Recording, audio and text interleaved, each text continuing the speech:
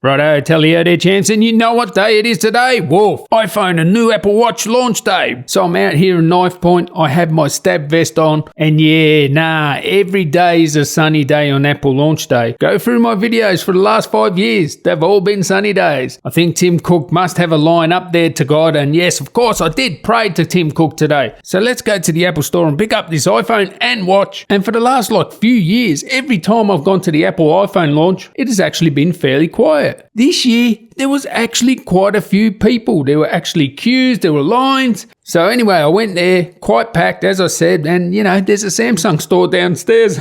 Maybe one day they'll get a customer. Not today. So anyway, all went well, picked it up, good experience. I have the deep purple. Bum, bum, bum, bum, bum, bum, bum. Yeah, you youngins won't even know what that is. Yes, Deep Purple was a band. Anyway, so I have the deep purple iPhone 14 Pro Max, and I have the new Apple Watch Series 8. So let's open up the Series 8 watch. And I decided to go to the 41mm. I got the Nike band. There is no more Nike watch, actually. So you can only get the watch with the Nike band. There used to be a Nike watch and you used to get exclusive watch faces. You don't get that anymore. So let's unbox her. And it's pretty much the same as the Series 7, to be honest, except for, one sensor, the temperature or whatever it is. I ended up getting the 41mm. Usually I go to big one. But I've realized now that it's really just a health and fitness device for me and notifications. So I don't need the big one. I think the smaller one looks classy, even for a big guy like me, 6'4", 93 kilos. When you see it on my wrist, I still think it looks classier than the bigger one. And you might say, well, what about the Ultra? That's huge. Well, that's utilitarian. That's big for a purpose, right? But you don't have to have a big Apple Watch, do you?